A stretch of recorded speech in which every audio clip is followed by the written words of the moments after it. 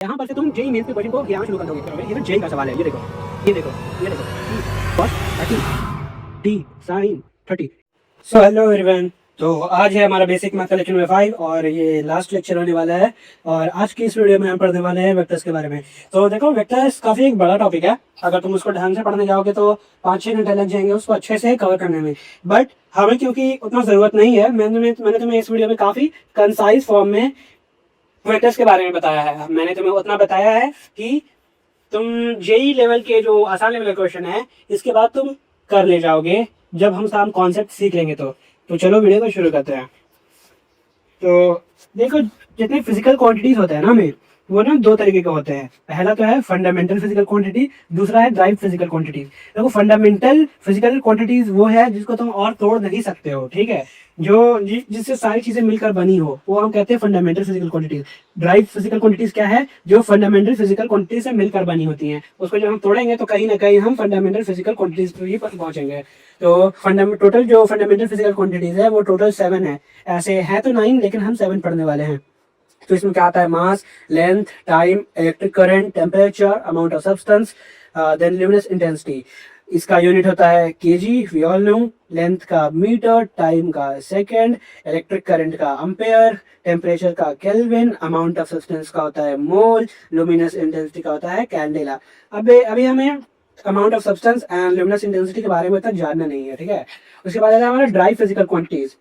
वैसी physical quantities जिसको अगर हम तोड़ दें तो फंडामेंटल फिजिकल क्वांटिटीज ही हमें मिलेंगी। और ये जो है ना, ये इन सबसे मिलकर बना होता है। जैसे वेलोसिटी, मीटर पर सेकंड, देख रहे हो, ये फिजिकल, ये यहाँ पे मीटर, लेंथ, सेकंड, ठीक है, ये फंडामेंटल फिजिकल क्वांटिटीज से मिलकर बनी हो। और अगर तुम देखोगे सेकंड, अब इसको तुम क्या ही तोड़ोगे? सेकंड से छोटा क्या होता है? मतलब सेकंड किस चीज से मिलकर बना है? किसी से नहीं, ये टाइम का यूनिट है, इससे छोटा कुछ नहीं होता। फोर्स न्यूटन होता है, केजी मीटर पर सेकंड स्क्वायर। देख रहे हो, यहाँ पे केजी आ रहा है, लेंथ आ रहा है, और यहाँ पे टाइम भी आ रहा है। तो इसी तरह यहाँ पे डेंसिटी, प्रेशर, डेंसिटी, वोल्टेज है, ठीक है। अब on the basis of addition, ये हम जिन सारे फिजिकल क्वांटिटीज को कैसे जोड़ते हैं, ठीक है। तुम क्लास 9 में सुनोगे ये जो फिजिकल क्वांटिटी है ये वेक्टर है, ये स्केलर है, तुम्हारे टीचर ऐसा कहते होंगे। और अगर तुम उनसे पूछोगे तो बस ज्यादा नहीं बताया जाएगा तुम्हें, बस इतना बताया जाएगा कि स्केलर फिजिकल क्वांटिटीज के पास मैग्नीट्यूड होता है बट डायरेक्शन नहीं होता। लेकिन वेक्टर फिजिकल क्वांटिटीज के पास हमारा मैग्नीट्यूड भी होता है और डायरेक्शन भी होता है। और जो सबसे इंपॉर्टेंट चीज है ना, ये जो स्केलर फिजिकल क्वांटिटी है, ये हमारा वेक्टर लॉ ऑफ एडिशन को फॉलो नहीं करता। और ये जो हमारा वेक्टर है, ये वेक्टर लॉ ऑफ एडिशन को फॉलो करता है। ये हम वेक्टर लॉ ऑफ एडिशन क्या है, हम इसके बारे में ज्यादा नहीं जानने वाले हैं। मतलब हम इसके बारे में जानेंगे ही नहीं, क्योंकि क्लास 11th में हम काफी डिटेल में पढ़ने वाले हैं वेक्टर लॉ ऑफ एडिशन को। ऐसे 3 वेक्टर लॉ ऑफ एडिशन होते हैं, ठीक है, इतना बस जान लो। यहाँ पर जोड़ने के लिए कुछ नहीं देखना है, 1 + 1 2 हो जाएगा, ठीक है। 1 - 1 यहाँ पे 0 होगा, 1 + 1 1 हो, सॉरी 1 + 1 2 होगा। बट यहाँ पे वेक्टर में 1 + 1 1 भी हो सकता है, 1 + 1 2 भी हो सकता है, 1 + 1 0 भी हो सकता है। ये कैसे होगा हम देखने वाले हैं। देखो, ये जो वेक्टर होते हैं, सॉरी देखो, ये जो वेक्टर होता है ना, वेक्टर, इसके पास होता है एंगल, ठीक है। वेक्टर का जो सम होता है ना, एंगल डिपेंडेंट होता है। एंगल डिपेंडेंट मतलब अगर मेरे को ये एक वेक्टर ये ए मान लो और ये वेक्टर बी मान लो, अगर मुझे इन दोनों को जोड़ना है ना, तो इन दोनों के बीच का मुझको एंगल देखना पड़ेगा कि आखिर इन दोनों के बीच में एंगल क्या है। ये एंगल के बेसिस पे ही हम जोड़ के इसका रिजल्टेंट लिखेंगे, ठीक है। अब वापस आते हैं, चलो सॉरी। अब देखो, एंगल बिटवीन 2 वेक्टर्स, देखो ये वेक्टर ए मानते हैं और ये वेक्टर बी मानते हैं, ठीक है। दोनों जो पॉइंट जहाँ पे दोनों का जो टेल है ना, देखो इसको कहते हैं हेड और इसको कहते हैं टेल। दोनों को जो टेल जहाँ पे मिल रहा हो ना, वहाँ पे एंगल बनेगा। देखो ये वाला एंगल, अच्छा देखो, तुम ये वाला भी एक एंगल फाई मान लेते हैं, और एक ये वाला भी एक एंगल है, और एक ये वाला एंगल है। तो मैं तुम्हें बस सिंपल से ये बोलता हूँ, जो ना हमें छोटा एंगल देखना होता है, 2 वेक्टर्स के बीच का एंगल जो सबसे छोटा होगा वही उन दोनों के बीच का एंगल होगा। इस केस में हमारा ये एंगल है, ठीक है। इस केस में हम पहले क्या करेंगे ना, दोनों वेक्टर को एक जगह लेकर के आ जाएंगे, फिर हमारा ये बन जाएगा हमारा एंगल। अब तुम इस वेक्टर को देखो, ये काफी मजेदार वेक्टर है तो एंगल ये भी, ठीक है, ये भी एंगल है कुछ, लेकिन हम कम वाले एंगल को लेंगे। यहाँ पे ये थीटा है, ठीक है। ये बेसिकली क्लासिकल केस है। तुम्हें जब भी क्वेश्चन सॉल्व करोगे ना, ऐसे ही टाइप के कुछ मिलेंगे। देखो, एक चीज मैं तुम्हें बताना चाहता हूँ, जो वेक्टर होता है ना दूसरे फॉर्म में लिखा जाता है, वो कार्टेशियन फॉर्म में लिखा जाता है। मतलब तुम्हें बस एग्जांपल ले रहा हूँ, अगर ए वेक्टर मैंने लिखा तो वो एक्स आई कैप प्लस वाई जे कैप प्लस जेड के कैप, ये एक जनरल फॉर्म है, एक वेक्टर कार्टेशियन फॉर्म में। लेकिन हम क्लास 9th में और क्लास 10th में ऐसा कोई भी सवाल नहीं सॉल्व करेंगे, तो मैंने तुम्हें अभी बताया नहीं, मैं तुम्हें बस ऐसे ही बता दिया कि देखो ऐसा कुछ होता है, ठीक है। इसको हम इरेज कर देते हैं। और अगर तुम सोच रहे हो ये वेक्टर कैसा रहेगा नहीं रहेगा, तो कुछ नहीं, मैंने तुम्हें बताया जैसे जैसे अभी क्या है कि कोई मैं फिजिकल क्वांटिटी लेता हूँ, फोर्स, ठीक है, तो ये हमारा जो है ना वेक्टर क्वांटिटी है। क्लास 9th में जो भी हम वेक्टर क्वांटिटी पढ़ेंगे, मैं तुम्हें वो बता देता हूँ अभी। एक डिस्प्लेसमेंट, डिस्प्लेसमेंट एक वेक्टर क्वांटिटी है। उसके बाद है हमारा velocity, velocity, acceleration, force and momentum. हमें बस 1 2 3 4 5 में बस इन्हीं 5 फिजिकल क्वांटिटीज के बारे में पढ़ना है क्लास 9 और 10 में।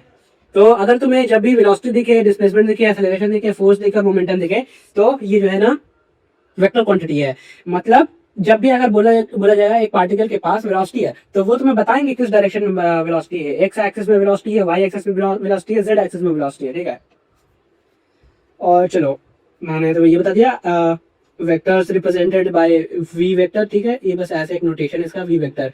तो अगर V vector 5 newton, we all know newton किसका यूनिट है, फोर्स का यूनिट है, ठीक है।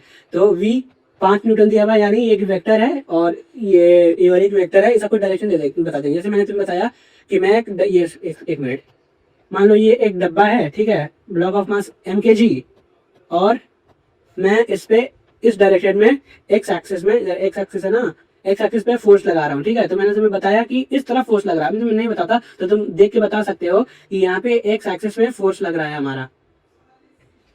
चलो अब वेक्टर्स को जोड़ते कैसे हैं। मान लो हमें दे दिया गया दो वेक्टर ए और बी, ए वेक्टर और बी वेक्टर। मान लो ए वेक्टर मैं ले लेता हूँ 5 न्यूटन और बी वेक्टर ले लेता हूँ 6 न्यूटन। तो हम इन दोनों को कैसे जोड़ेंगे, तो इसका रिजल्टेंट फाइंड करने के लिए फॉर्मूला होता है। रिजल्टेंट क्या फॉर्मूला है, A square plus B square plus 2ab cos theta. मतलब ए वेक्टर दिया है, बी वेक्टर दिया है, और उन दोनों के बीच अगर थीटा मान लो 90 डिग्री दिया हुआ है, तो बेसिकली हम ये फॉर्मूला यूज करेंगे, क्या है, root A square plus B square plus 2ab cos theta, ठीक है। ये फॉर्मूला से काफी हम आसानी से निकाल सकते हैं। चलो एक स्पेशल केस करते हैं। अगर हमें ए वेक्टर और बी वेक्टर का जो मैग्नीट्यूड दिया हुआ है और वो दोनों बराबर है, मतलब ए वेक्टर मान लो 5 न्यूटन है और बी वेक्टर भी 5 न्यूटन है, ठीक है ना।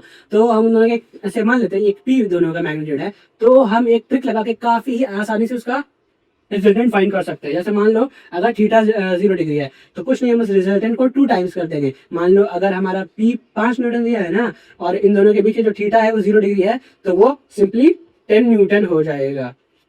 अगर 60 डिग्री रहेगा तो रिजल्टेंट रूट 3 टाइम्स पी हो जाएगा। अगर थीटा 90 डिग्री रहेगा तो रिजल्टेंट रूट 2 टाइम्स हो जाएगा। और अगर थीटा 120 डिग्री रहा तो रिजल्टेंट हमारा पी हो जाएगा। और अगर थीटा 80 डिग्री 180 डिग्री रहेगा तो रिजल्टेंट हमारा 0 हो जाएगा। आई होप तुम्हें ये चीज समझ में आ गया हो। अगर मैं तुम्हें दिखाऊं तो देखो कैसा होता है। चलो मान लो ये एक ब्लॉक है, उसका मास हम mkg मान लेते हैं, ठीक है। मैंने लगाया एफ फोर्स इधर लगाया, एफ फोर्स, और मैंने दोनों एफ फोर्स लगाया। आप देख सकते हो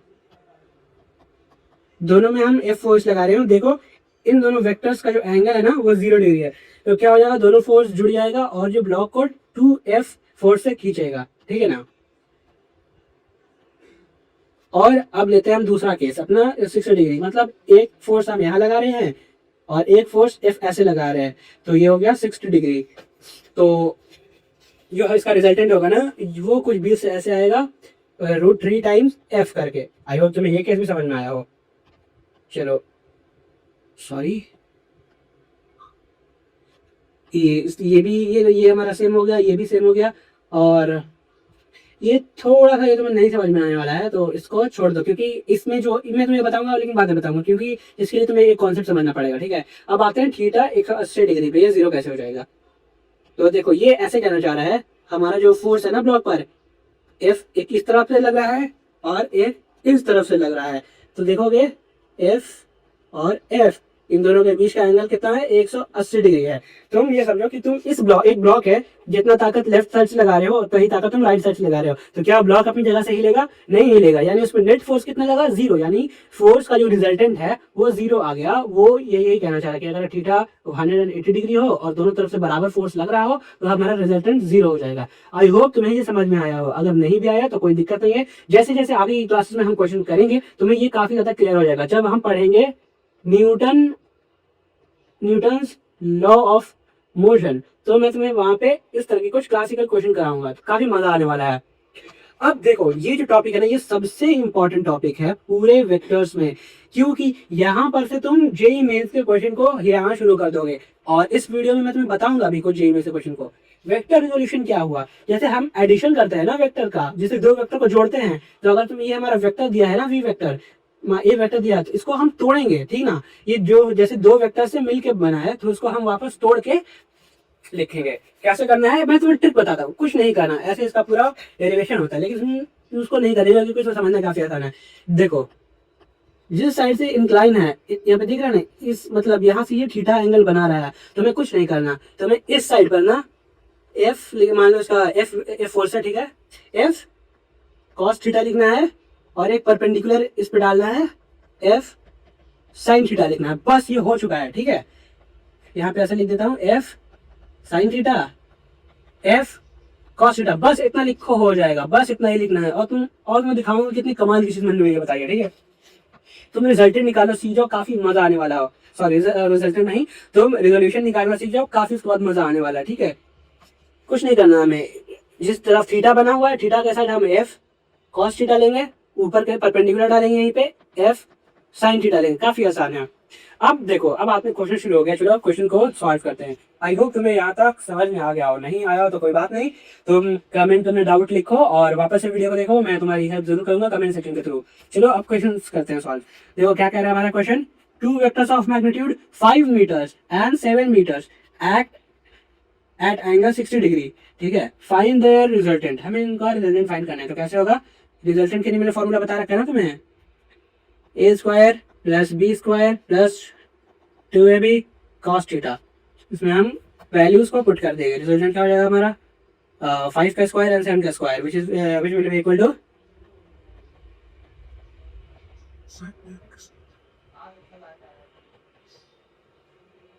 cos 60। तो यहाँ से लिखेंगे 25 plus 49 plus 2 into 5 into 7, cos 60 का वैल्यू कितना होता है, 1/2, विच इज इक्वल टू। तो ये हमारा रिजल्टेंट आ चुका है, देख लो, ये है √130। ये हमारा पास रिजल्टेंट है। तुम्हें कुछ नहीं ध्यान देना है क्या आया नहीं आया, कुछ नहीं, बस √113 आया, इतना समझो और आगे बढ़ो, ठीक है। अब देखो क्या कह रहा है, 2 vectors of same magnitude 6 newton act at angle 90 degree, find their resultant. अगर तुम फार्मूला से जाना चाहो तो फार्मूला से भी जाते हैं, बाकी जो हमने शॉर्टकट बताया है उससे भी करके देख लेंगे। चलो ठीक है, कितना है, 36 प्लस 36 प्लस cos 90 की अगर वैल्यू याद हो तो वो होता है हमारा 0 डिग्री, सॉरी 0। यहाँ पे कितना आया हमारा, 72 आया, ठीक है, हमारा 72 आया।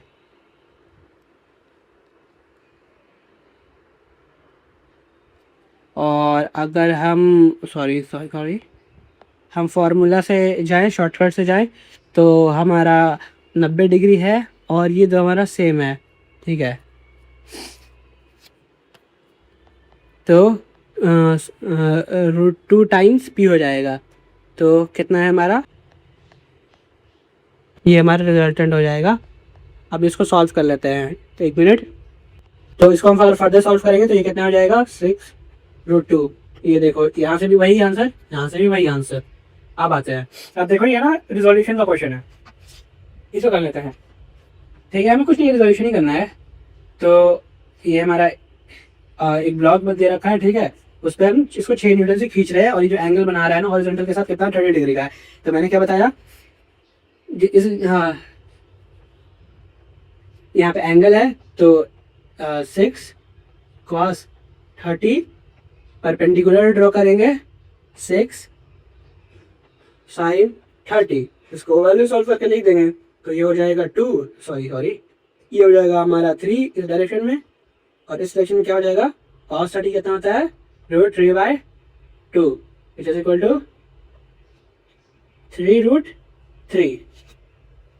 और यहाँ पे न्यूटन है तो न्यूटन इधर डाल दो, न्यूटन इधर डाल दो। इसका मतलब तो समझ रहे क्या हो रहा है कि जब मैंने इधर से 3 न्यूटन डाला और इधर से 3√3 न्यूटन डाला तो जो रिजल्टेंट आया हमारा 6 न्यूटन का आया। इसको तुम अगर सॉल्व करके देखोगे ना तो वापस 6 ही आएगा। अब देखो ये थोड़ा अच्छा क्वेश्चन है। ये कह रहा है क्या जी कि हमारे एक बॉल है और हमने उसको एक सीलिंग में से 2 धागे से बांध करके रखा हुआ है, तो ये जो धागे में फोर्स लगेगा ना इधर लगेगा। इसमें मैंने क्वेश्चन बनाना छोड़ गया, सॉरी, कर दे रहा हूँ अभी। इधर भी टी फोर्स लगा है और इधर भी टी फोर्स लग रहा है, तो ये टी है ना हमारा टेंशन है।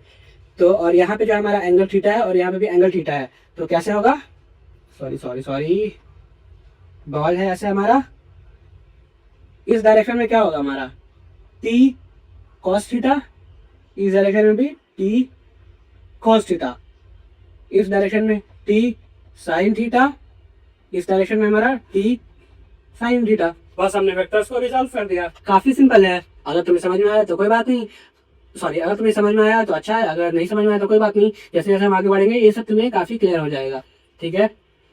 अब देखो तुम यकीन नहीं करोगे, ये ना जेई का सवाल है। ये देखो ये वेक्टर रेजोल्यूशन पर बेस्ड है और बाकी थोड़ा एनएलएम का कुछ कॉन्सेप्ट मिक्स है। अगर मैं तुम्हें वो एनएलएम का कॉन्सेप्ट बता दूं और रेजोल्यूशन तो तुमने अभी सीख ही लिया है तो तुम इस सवाल को कर ले जाओगे। देखो इसमें हम एक छोटा सा काम बस ये करते हैं ना कि हम सिर्फ इसको रिजॉल्व करते हैं। देखो धागा है तो फोर्स या टेंशन यहाँ की तरफ लगेगा और इसमें भी टेंशन यहाँ की तरफ लगेगा, ठीक है। और यहाँ पे थीटा 30 डिग्री है तो यहाँ पे भी 30 डिग्री, यहाँ पर भी 30 डिग्री होगा, ठीक है। और इसको रिजॉल्व करो तो यहाँ पे क्या हो जाएगा टी कॉस 30 टी साइन 30। इस ब्लॉक पे जो फोर्स लग रहा है हमने उसको रिजॉल्व कर दिया, और इसको अगर रिजॉल्व करेंगे तो ये भी वही हो जाएगा टी कॉस 30 और यहाँ पे टी साइन 30। बाकी अगर तुम्हें एनएलएम का एक छोटा सा कॉन्सेप्ट है, अगर तुम्हें वो बता दो ना तो ये क्वेश्चन कर ले जाओगे और तुम्हारे जेईई में 4 मार्क्स आ जाते हैं, देख रहे हो। तो और ये हाल ही का क्वेश्चन मैं बता रहा हूँ। अब देखो यहाँ पे 9 जनवरी का, ये 9 जनवरी मॉर्निंग शिफ्ट का ये क्वेश्चन है, ठीक है। इसमें भी वही कह रहा है। इसमें जैसे देखो स्टैटिक फ्रिक्शन का कुछ कॉन्सेप्ट यूज है, लेकिन मैं तुम्हें उसके बिना भी बता सकता हूँ, बट छोड़ो अभी, बस हम इसको रिजॉल्व कर दे रहे हैं, ठीक है। एक्चुअली यहाँ पे ना ग्रेविटी काम करेगा, नीचे mg फोर्स लगेगा, ठीक है। और ये है ना यहाँ पे 45 डिग्री है तो यहाँ पे 45 आया। अब बाकी हम इसको ग्रेविटी जो फोर्स लगा रही है उसको रिजॉल्व करेंगे। ये ऐसे लग रहा है और यहाँ पे बन रहा है हमारा 45 डिग्री। कैसे होगा जी, यहाँ पे mg है, ठीक है। यहाँ पे ये हो जाएगा mg cos 45 और यहाँ पर इस तरफ लेंगे mg sin 45। एंड तुम्हें एक चीज काफी अच्छे से ध्यान रखनी है कि जब तुम इस फोर्स पे ना परपेंडिकुलर ही बनाओगे, यहाँ पे 90 डिग्री आना चाहिए, ठीक है। अब देखो इस पे भी ये देखो, ये हमने एक ऐसा क्वेश्चन किया ना अभी यहाँ पे, एकदम सेम टू सेम उसी तरह क्वेश्चन है। इसको रिजॉल्व कर लेंगे ना तो ये बन जाएगा। तुम्हें फ्रिक्शन पढ़ा दूं मैं तुम्हें, तुम आराम से कर ले जाओगे इस क्वेश्चन को, ठीक है। देख रहे हो हमने जेई का क्वेश्चन ये देखा, एक ये जेई का क्वेश्चन देखा, एक ये जेई का क्वेश्चन देखा। हमने 3 क्वेश्चन देखे हैं आज की क्लास में जेई के। तो आई होप तुम्हें आज का वीडियो अच्छा लगा हो। Thank you.